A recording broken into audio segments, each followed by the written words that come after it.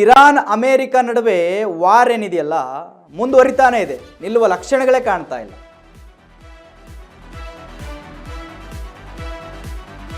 Iran America ನಡುವೆ war ಮುಂದುವರೆದಿದೆ. Iran ಮೇಲೆ ಅಮೇರಿಕ ಭೀಕರ ವಾಯು ದಾಳಿಯನ್ನ ಮಾಡಿದೆ.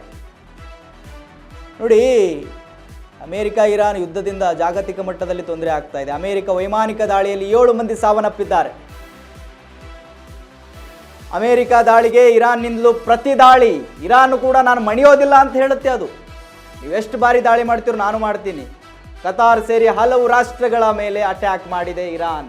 ಈ ಅಮೇರಿಕ ಸೇನಾ ನೆಲೆಗಳೆಲ್ಲ ಇರ್ತಾವೋ ಅದನ್ನು ಟಾರ್ಗೆಟ್ ಮಾಡಿ ಹೊಡಿತೆ ಇರಾನ್. ಅಮೇರಿಕ ಮಿಲಿಟರಿ ಆ ಒಂದು ನೆಲೆಗಳನ್ನು ಗುರಿಯಾಗಿಸಿಕೊಂಡು ದಾಳಿ ಮಾಡಿದೆ. ಇರಾನ್ ಅಮೇರಿಕ ನಡುವೆ ಮುಂದುವರೆದಿರ್ತಕ್ಕಂಥದ್ದು ವಾರ್. ವೀಕ್ಷಕರೇ ನೋಡಿ, ಇರಾನ್ ಮತ್ತು ಅಮೇರಿಕ ವಾರ್ ಸ್ವಲ್ಪ ದಿನ ತಣ್ಣಗಾಗಿತ್ತು, ಕದನ ವಿರಾಮ ಘೋಷಣೆ ಆಗಿತ್ತು, ಸೀಸ್ ಫೈರ್ ಆಗಿತ್ತು. ಬಟ್ ಟ್ರಂಪ್ ಮತ್ತೆ ಇರಾನ್ ಏನು ವಾರ್ ಏನು ಘೋಷಣೆ ಮಾಡಿದ್ದಾರೆ, ಅದಕ್ಕೆ ಯಾವಾಗ ಘೋಷಣೆ ಆಯಿತು ಆವತ್ತಿಂದಲೂ ಕೂಡ ಕಂಟಿನ್ಯೂಯಸ್ ಆಗಿ ಅದರ ಮೇಲೆ ಇದು ದಾಳಿ ಮಾಡುತ್ತೆ, ಈ ದೇಶದ ಮೇಲೆ ಆ ದೇಶ ದಾಳಿ ಮಾಡುತ್ತೆ.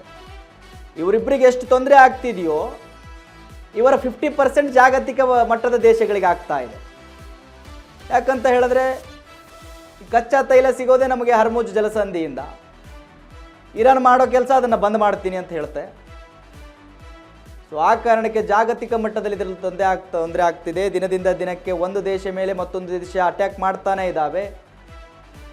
ಈ ಅಮೇರಿಕ ಸೇನಾ ನೆಲೆಗಳನ್ನು ಗುರಿಯಾಗಿಸಿಕೊಂಡು ಇರಾನ್ ದಾಳಿ ಮಾಡ್ತಾ ಇದೆ. ಅಮೇರಿಕ ದಾಳಿಗೆ 7 ಜನ ಇರಾನ್ ದೇಶದವರು ಸಾವನ್ನಪ್ಪಿದ್ದಾರೆ. ಸೊ ಇಸ್ರೇಲು ಇರಾನು ಅಮೇರಿಕೆಯಿಂದ ಸ್ಟಾರ್ಟ್ ಆದ ಒಂದು ಯುದ್ಧ ಈಗ ಅಮೇರಿಕ ಇರಾನ್ 2ರ ಮಟ್ಟಿಗೆ ನಿಂತಿದೆ. ಇದರಿಂದ ಇರಾನ್ನ ಸರ್ವೋಚ್ಚ ನಾಯಕನೂ ಕೂಡ ಹತ್ಯೆ ಆಗೋದ್ರು. ಬಟ್ ಆದರೂ ಯುದ್ಧ ನಿಲ್ತಾ ಇಲ್ಲ. ಪ್ರತಿಷ್ಠೆಯಾಗಿ ತೆಗೆದುಕೊಂಡು ಬಿಟ್ಟಿದೆ ಇರಾನ್ ಕೂಡ. ಏನು ಮಾಡಿದ್ರು ನಾನು ಬಿಡಲ್ಲ ಅಂತ ಹೇಳುತ್ತೆ. ಈ ಕಡೆ ಅಮೇರಿಕಾದವರು ನೀವು ನನ್ನನ್ನು ಕೊಲ್ಲುವ ಗುರಿಯನ್ನು ಇಟ್ಕೊಂಡಿದ್ದೀರಿ ಅಂತೇಳಿ ಟ್ರಂಪ್ ಹೇಳ್ತಾರೆ. ನೀವೇನಾದರೂ ಕೊಂದರೆ ನಾನು ಬಿಡಲ್ಲ ಅಂತೇಳಿ ಎಚ್ಚರಿಕೆ ಕೂಡ ಕೊಡ್ತಾ ಇದ್ದಾರೆ ಅವರು.